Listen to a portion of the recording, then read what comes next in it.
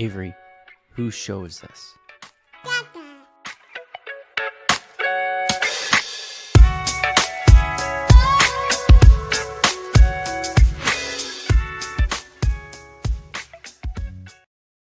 And we're live. Welcome, everybody, here to the Lakers Lounge podcast. I'm Anthony Irwin, Senior Lakers Insider for Clutch Points. And today on the show, we will be talking about, well, it's been a busy morning, honestly. Well, it's like afternoonish my time, late morning-ish your guys' time, probably. So far today, we've gotten a report about Dorian Finney-Smith's player option. We have heard from Dan Wojcicki, Dorian Finney-Smith's thing. It was like Shams saying that he could technically opt. I honestly didn't even see the report, but I will offer up what little I know about that situation. The next bit of news was Dan Wojcicki reporting that earlier this week, Austin Reaves rejected his max extension. Something I just confirmed with with Austin's agent a second ago. And then the Lakers also moved up. That was Shams reporting on that. That was something that was in the works well into late last night, and then certainly throughout this morning. The Chicago Bulls made that available. Other teams are making second-round draft capital available. This fit what the Lakers were looking to spend on that, so I'll talk about some of the process that went into that. And then, this is going to be a little quicker in terms of live streams, as a lot of stuff is kind of happening in the run up to day 2 of the draft. But if there's time, I'll answer some questions about what's going on there. I know a lot of people are kind of curious about where things stand between the Lakers and the Heat. So I'll give whatever update I have on that as well. Quick reminder, please do hit subscribe wherever it is that you guys are watching right now. If you guys are on Twitter watching, head on over to youtube.com/@LakersLounge to find the show there. If you guys are going to listen to this, I'm literally going to record this, edit it, and throw it onto the RSS feed. So if you guys are listening to this on the RSS feed and you want to be able to tune in live as these go, when these go, youtube.com/@LakersLounge is a place to do that. And then if you guys are here on YouTube already, please hit that subscribe button. Please hit that like button. And let's go ahead and get to it. We'll start with Dorian Finney-Smith. This isn't in terms of like big stories or anything like that. This is just in terms of the order of things that I saw across my timeline.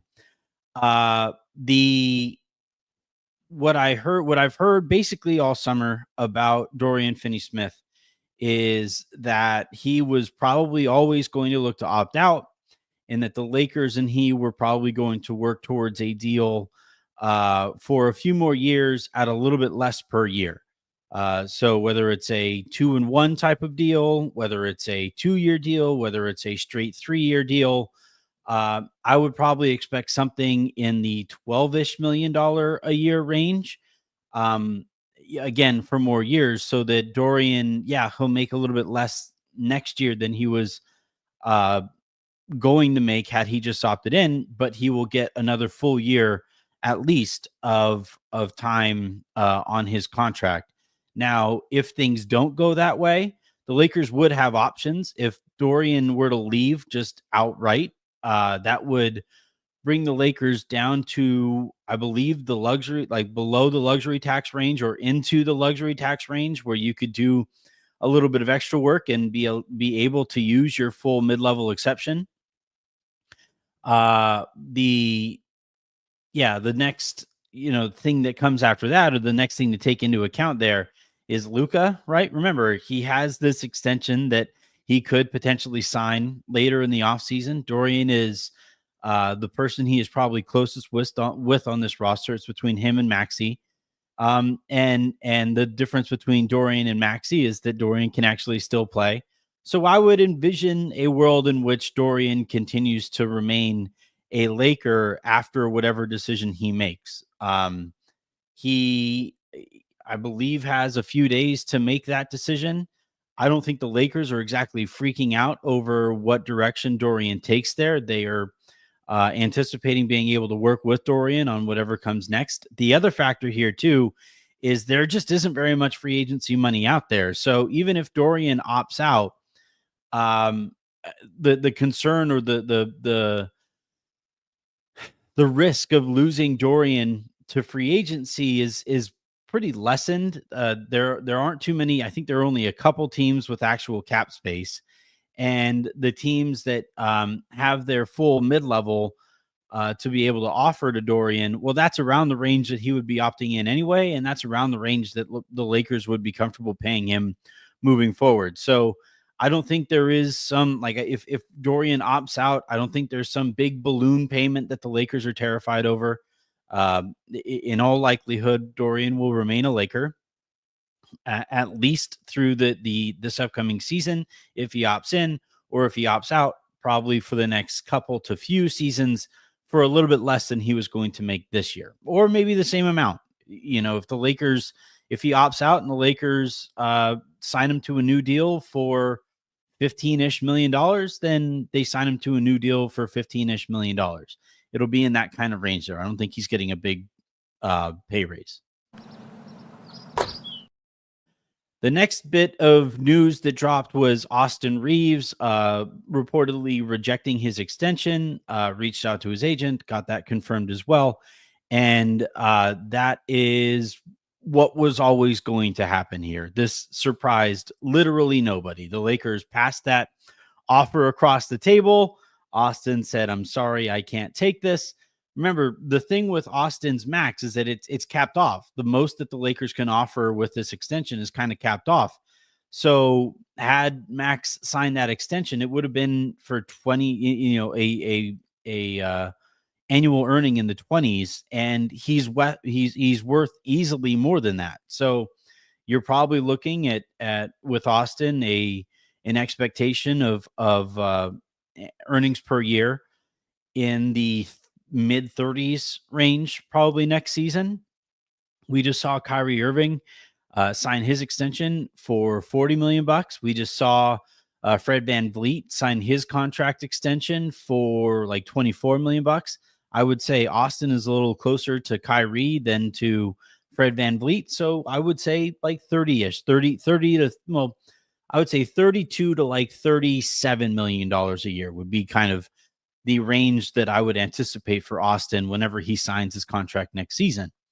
Now, what I have been kind of wondering about with Austin, look, there's been a whole bunch of talk about, should the Lakers trade him? Will the Lakers trade him? All of that stuff.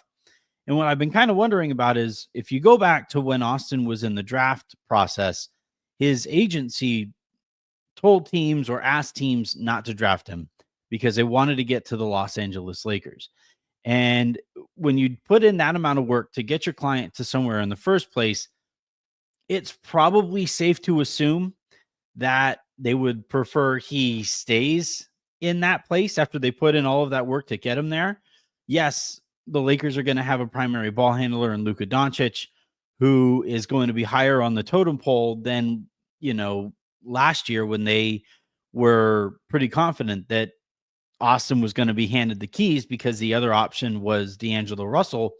So that makes things a little bit more complicated.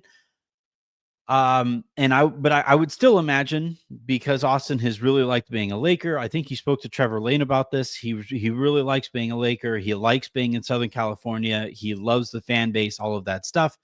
None of that has changed. And now the question I have is whether Austin's camp is telling teams, hey, if you trade for our guy, we don't know how his free agency is going to go. And as such, would that kind of temper down Austin's trade market, which is something that if you're Austin's camp and you would prefer he stays a Laker, remains a Laker, that's the kind of thing that you can do to kind of manipulate that situation a little bit. The reverse kind of example of this was Kevin Durant just recently, who told Minnesota, don't trade for me. I'm not re-signing. It's too cold up here. Told some of these other cities, don't trade for me. I'm not interested in going here. And eventually he was able to force his way to Houston, which from what I was hearing was where he kind of wanted to go all along. It was between Houston or Miami. So And then Miami didn't make a serious offer for him. We talked about that the other day as it pertains to the Wiggins situation there. And as such, not only did Kevin Durant go to Houston, but because he forced those other offers to be so much less competitive than the ones that Houston was putting together, you saw Houston not just get Kevin Durant, but get him at a bit of a discount too, considering what other teams have traded for Kevin Durant over the years. And it makes the Houston Rockets that much better. In this case, for Austin, if his camp is telling teams, and I'm not saying they definitely are, I haven't heard one way or the other, but if his camp is basically telling teams, hey, if you trade for us, just know that we might get a bigger offer, and we aren't. The other thing is his camp, just like they told the Lakers, we aren't signing an extension. There isn't an extension that you can put on the table legally that we would sign. So that means that whatever team trades for Austin Reaves could potentially lose him in a matter of months to free agency, which is going to make their offers for Austin Reaves low. And remember, the Lakers have a really high threshold for offers they would even listen to for Austin Reaves.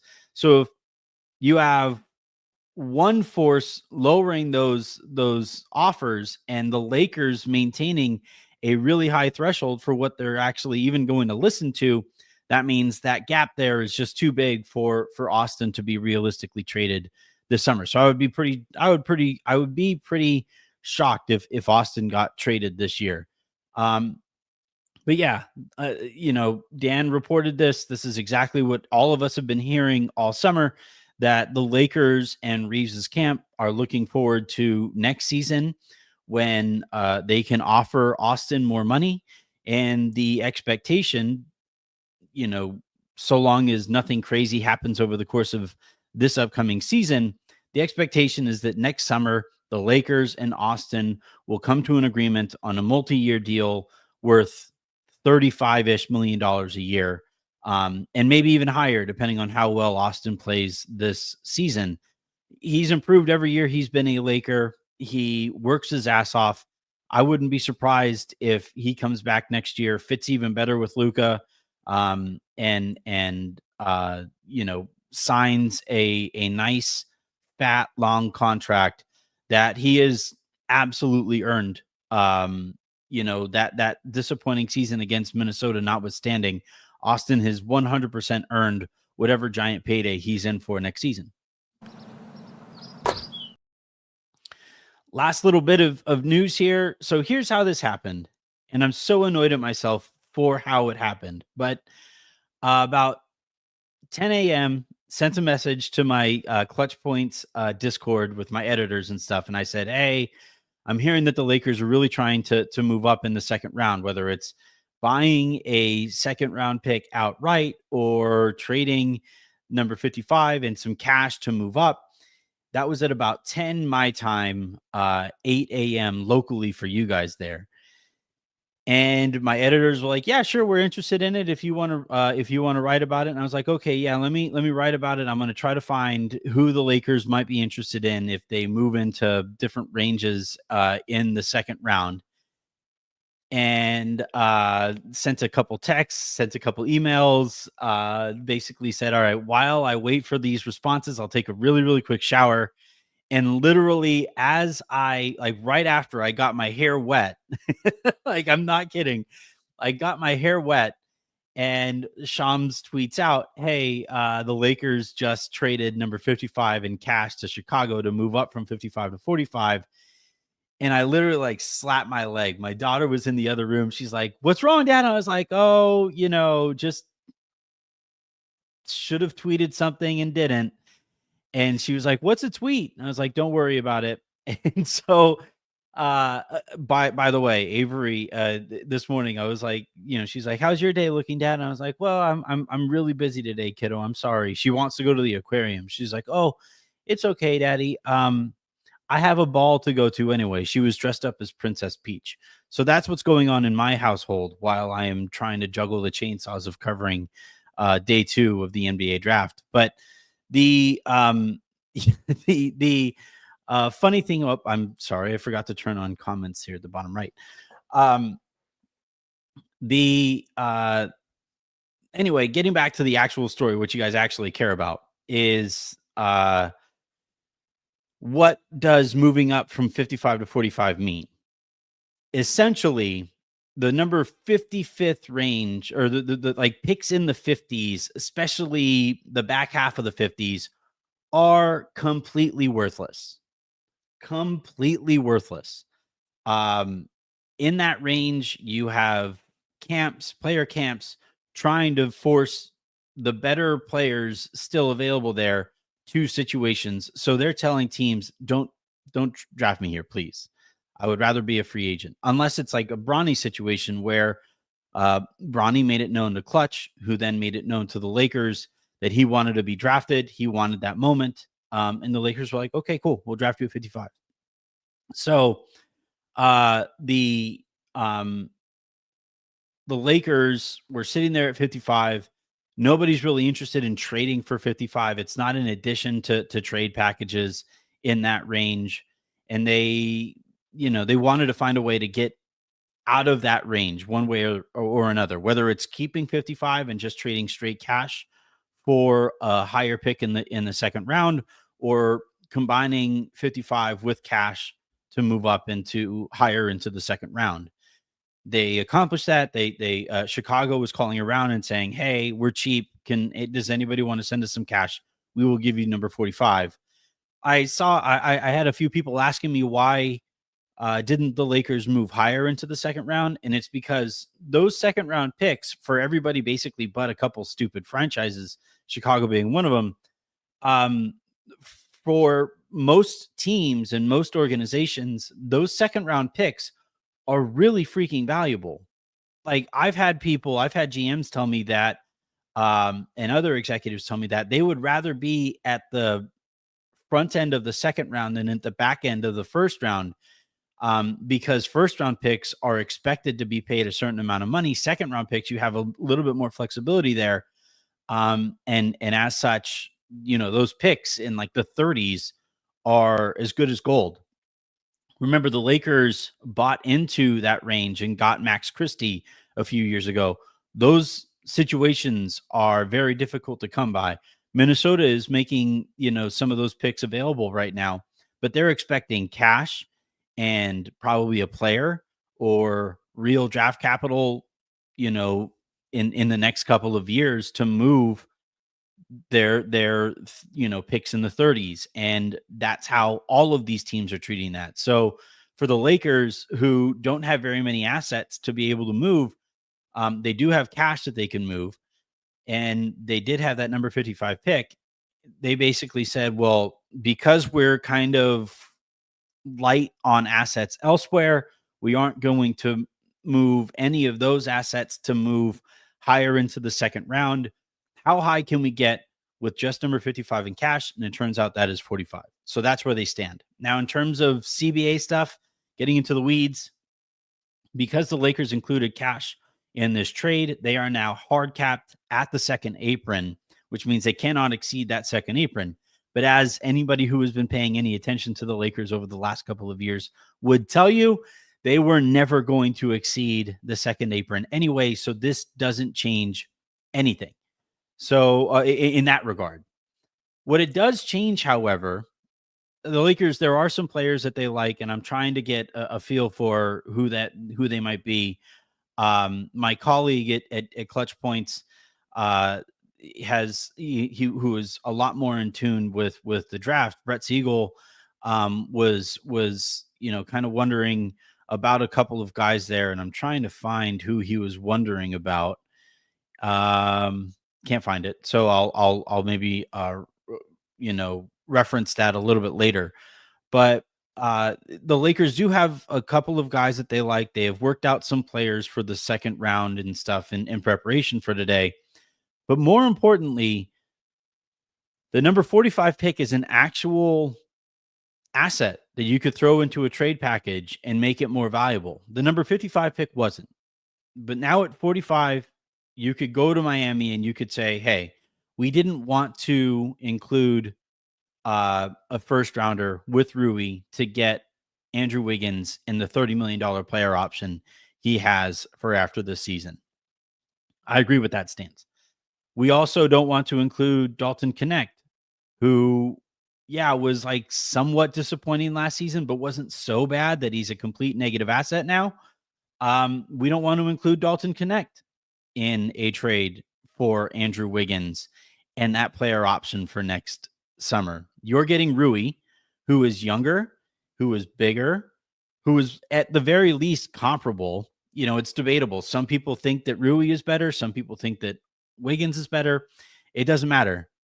But essentially the Lakers, and the Heat, the reason that those talks got kind of hung up is the Heat want stuff beyond Rui for Wiggins. Pat Riley is one of, if not the most stubborn executive in the sport. He wants Rui and stuff, and the Lakers are like, no, we're giving you financial flexibility and a comparable player who is also younger, who is also cheaper. Like that, it should be more than enough. And so that's where talks kind of stalled out. Well, now the Lakers, they have the number 45 pick, who could be a player for the Lakers. I guess there are a couple centers in that range that could potentially make their way to the Lakers here. The Lakers could get somebody who may not be able to help next year, but they have a very good track record of drafting in the second round. The Lakers could essentially, use that pick on a player, or they can go to Miami and say, here, look, this is more than the nothing asset that the number 55 pick was before. It also isn't as valuable as the first rounder that you guys want from us. We are not going to include a first rounder for Andrew Wiggins, as we also send you a starter. We also aren't going to send you Dalton Connect, who isn't quite worth a first rounder anymore, but is close. I would say he'd be worth a pick in the 30s if he were to just get traded straight up for a draft pick. They don't want to give up a player like that for him, because remember, even after the Lakers trade for Andrew Wiggins or whatever wing that we're talking about here, and they are looking at other wings around the league as well, even after they make that trade, they still need to trade for a center. They do need to go out and get themselves a center. So they need assets left over to be able to viably go out and trade for a center. Now, after we saw the Portland Trailblazers trade Anthony Simons away, now they got Drew Holiday, who is a legit player right now.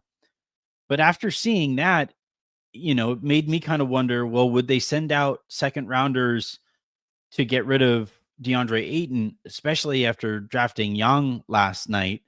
Is that a possibility here? And that's something that I've heard that the Lakers are kind of wondering with Portland as well. So the Lakers, right, they're juggling all of these chainsaws. They're trying to handle all of this as best they can. But it like what beyond the obvious, hey, you can get a better player at 45 than you can get at 55. This also, I think, kind of changes their outlook on the trade market as well. And that's something that I would advise everybody to keep an eye on. All right. Let's see. I am going to look, I could go through all of the live comments. I could go through my tweets here, and I'm sure plenty of you guys are wondering about what's up with Andrew Wiggins and those efforts there. I did update it a little bit a second ago, but again, for a quick refresher on that front, the Lakers are open to moving Rui Hachimura for Andrew Wiggins. Obviously, the Heat are open to moving Andrew Wiggins for a player of Rui's ilk. The Lakers don't want to give up real assets beyond beyond Rui and the expiring contract that it would take to match salaries with Andrew Wiggins. Miami wants real assets beyond Rui Hachimura, and whether it's Maxey or Gabe and whatever additional salaries that it would take. And that's where those talks have kind of come to a head. Doesn't mean that trade is definitely not going to happen. It doesn't mean that the trade is off by any means. Remember, Pat Riley has that really long-standing relationship with Jeannie Buss. Those two talk frequently, and if it came to it, they could always get right back on the phone and pick up negotiations from wherever they left off. But that's where things currently stand from all that I could gather. The Lakers are, I saw Brian Windhorst report this. I just saw a tweet about it, but apparently Wendy is saying that the Lakers are checking in on other wings around the league as well. I think it's important. Brian and I talked about this on Locked On Lakers last night. I talked about it with him on my show earlier yesterday as well.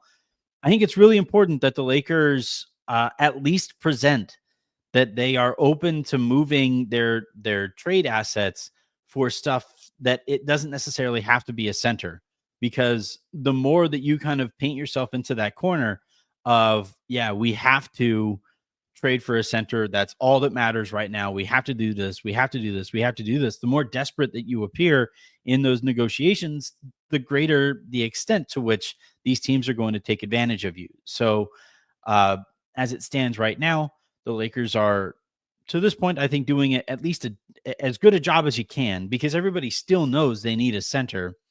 But because of how the first round played out last night, I think there are a couple, like the Blazers have 5 centers right now.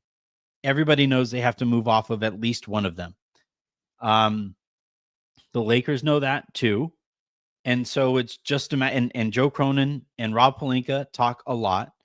I would say Cronin is one of the executives around the league that Rob Pelinka talks to most frequently. So those guys are going to have more conversations about this. Now, the problem again there, Cronin is a very stubborn negotiator. Rob Pelinka is a very stubborn negotiator. And to this point, they haven't been able to find a trade together. So, yeah, whether something comes of that, we'll see. But the Lakers aren't just, hyper focused on the center position.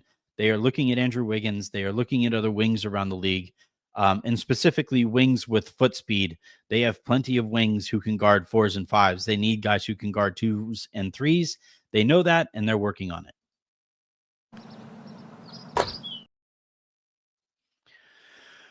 Brian McPherson, how many trades have they made with Portland in the last 50 years? It's a great question. None. And now Portland is about to be sold, or one. Which one did they make?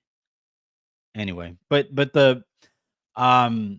yeah, Portland is about to be sold, and a lot of the people who didn't like trading with the Lakers there are going to be elsewhere, and I would imagine that I don't think there's a not that I think there was ever one, but I don't think there's an like ownership demand. You are not to trade with the Lakers. That I don't think that is the case here. It's just more a matter of Joe Cronin is a very stubborn negotiator, and it stung the Blazers, by the way, right? They were demanding multiple first rounders for Jeremy Grant, and now he is like basically untouchable. So, the Anthony Simons situation, right, which I brought up yesterday. He was somebody who, if you wanted to trade for Anthony Simons, the demand was multiple first rounders. You wait long enough, and you had to give up second rounders to get off of Anthony Simons. You got Drew Holiday too, who they're really happy to have.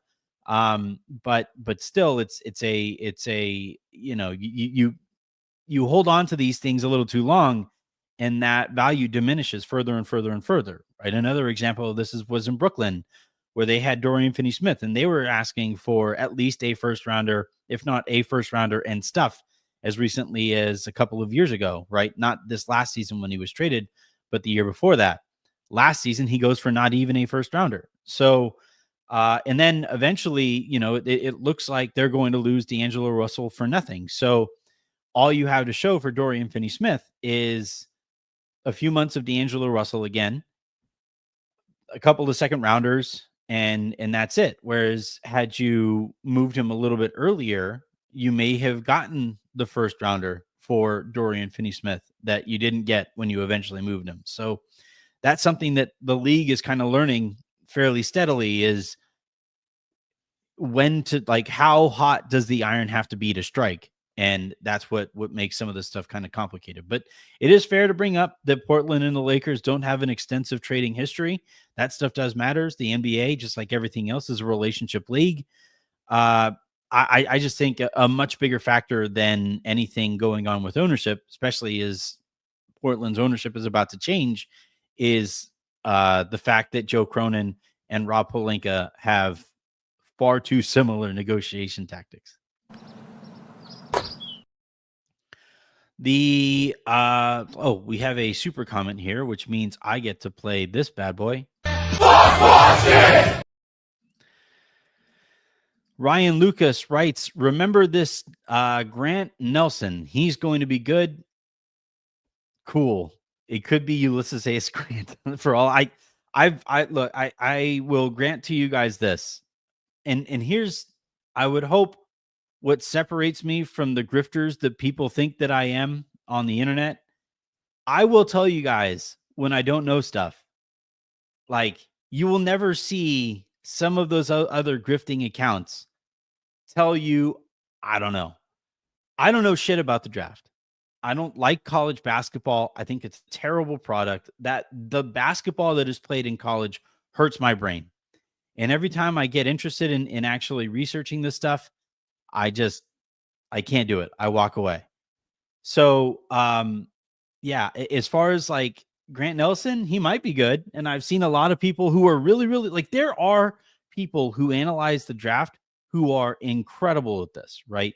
Mike Garcia, who spends a lot of time on the LFR pod, is excellent at this. My dude, he used to be at Cosmos on Twitter. He is excellent at this.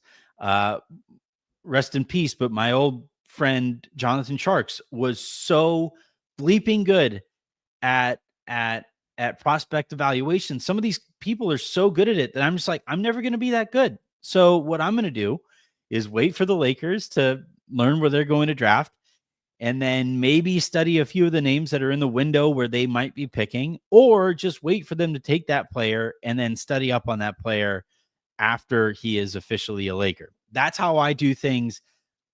And hopefully me saying I don't know certain things will engender a little bit more warmer welcome than I get on Twitter. This was funny. And I will also grant to you guys how ridiculous it probably looks for me to be like, I confirm Shams' report. You're right. It's a silly phrase. It's a ridiculous thing that I would ever say. However, I have an employer. I have an audience. I'm not just going to like blindly say that Shams is right without looking into the thing. So when I say that, like, I am not going, when I say I can confirm what Shams is reporting, the reason I can say that is because I had that this morning. I was hearing about that this morning and should have just tweeted it when I heard it, but instead stepped into the freaking shower. No, I'm not bitter at all. I'm angry at myself. But like when I say I can confirm, you'll see this from any number of other people, right? Who try to who say that they can confirm stuff like that. What they're doing, they aren't saying that Shams is right. He doesn't need that. He's excellent at this. What I will say is, like, I'm also hearing this. The type of language that is accepted in this is that I can confirm it. That's all I'm saying. I'm saying that I also was hearing this. This is, and then I also added that the Lakers are hard capped below the second apron, which they already essentially were. Now they officially are. That's the only difference there. But like, when it comes to like shit that I don't know, there is plenty that I don't know. Here, I don't know who the Lakers are going to trade for. I don't know. I do know the types of players that they've been trying to trade for. I do know some of the conversations they've been having, but I can't tell you right now at 1:18 my time, 11:18 on the West Coast. I can't tell you, hey, yeah, this is what the Lakers are going to do. Nobody can. All we can do is paint you guys as clear a picture as we can, so that when whatever happens, you'll have some context on their efforts going into that decision, right? That's all we're trying to do. It's not. I've met Shams. He's a nice dude. He like legitimately, he's a really nice guy. I think he has incredible information. He works crazy freaking hard. He has made real life sacrifices to be able to report the stuff that he does. And I think that's outstanding. I personally have made life choices to where, you know, in between calls with agents and executives, I have to make my daughter mac and cheese. Those are life choices I made. And I hope that I know I'm happy with the choices I made. I know that Shams is also really happy with the choices that he's made. He has great information. When I say that, it isn't to like poke fun at him. I'm just saying I also heard that. End of story. All right. We got another super comment here from Trevor Davis. If Bronny's salary had to be included in a big time trade to make it work, 1, would they? 2, does LeBron sign off? 3, does LA do it regardless? You're trying to get me in trouble here, Trevor. I mean, shit. I'm just sitting here trying to enjoy my afternoon.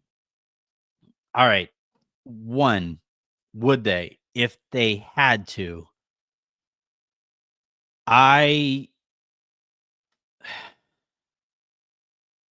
It depends on the player, for one.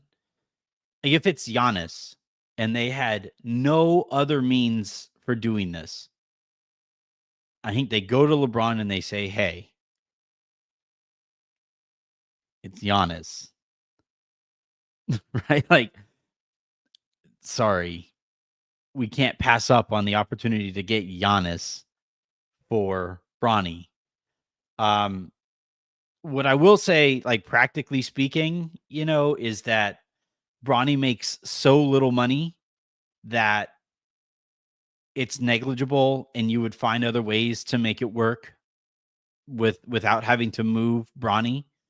But just for the sake of answering the question to the letter of the law, if they had to make a trade, like if it absolutely could not get around it, needed to include Bronny's salary to go out and get Giannis Antetokounmpo, I think the Lakers would do it. 2, does LeBron sign off? Now, that's a fun question. I don't think he's necessarily in the position to sign off on some of this stuff. It's a Luka organization now. I think that needs to be mentioned off the top. I think it's one of those things where he says, no, I don't sign off. And does so in a very public manner so that he's not seen as, cynically trading his son for Giannis. So I think, I don't think LeBron would sign off on Bronny getting traded. 3, would LA do it regardless? Yeah. Again, it depends on the player, right? So if it was like Andrew Wiggins and Miami was being really stupid about asking for Bronny in an Andrew Wiggins trade, the Lakers would be like, no, stop being dumb. I don't think that's how that would go. Where that line would be drawn is an interesting one, but like at the end of the day, like I understand why this is a question that needs to be asked, and I know like me talking about it probably is going to get me in a little bit of trouble, whether publicly or behind the scenes. But yeah, like if it was a player who the Lakers thought won them a championship just by trading for that player, they would have to do it. They would be irresponsible not to. But as it stands right now, in all intents and purposes, Bronny is not on the table for trade negotiations. I don't even think a team would ask for that because they know the situation they would be putting the Lakers into. And by the way, any team that asked, for that, demanded Bronny and did so cynically, you just torched your relationship with LeBron James, who is eventually going to be an owner and already wields a ton of power throughout the NBA. You just probably torched your relationship with Clutch Sports as well. So I don't think any team would even ask for Bronny in these trade talks. All right. that I think is going to do it here. I said it was going to be a quicker one. I've been here for 40 minutes. As it stands right now, I haven't seen anything else late breaking. So I'm going to quit while I'm ahead. Here's the plan for today. Tentatively, this is your draft day number 2 primer. If we get any breaking news, I'll hop back on here. I'll break it down whenever it happens. As it stands right now, the plan is for after the second round of the draft is wrapped up, Pete, Jovan, myself, and again, tentatively, Raj and Harrison are going to record an episode of the Great Western Forum. That will be in this channel. That will be on Jovan's channel, that YouTube channels, that is, and it'll be on Jovan and my RSS feeds in the morning. That'll be your Friday episode of The Lounge, unless Pete is also open to recording another episode of The Lounge tomorrow afternoon, our hook kind of happy hour show that we do every other week. That's also on the table. So that's the plan tentatively. That the reason I say tentatively is because of the time of year that it is. So I'm going to get back to the mac and cheese that I promised my daughter. I'm hoping that Miles put himself down for a nap. That would be incredible. And until the next time you guys hear from me, have a great rest of your day. Make somebody else's. And I'll talk to you tomorrow. And Trevor, I'm going to remember you trying to get me in trouble.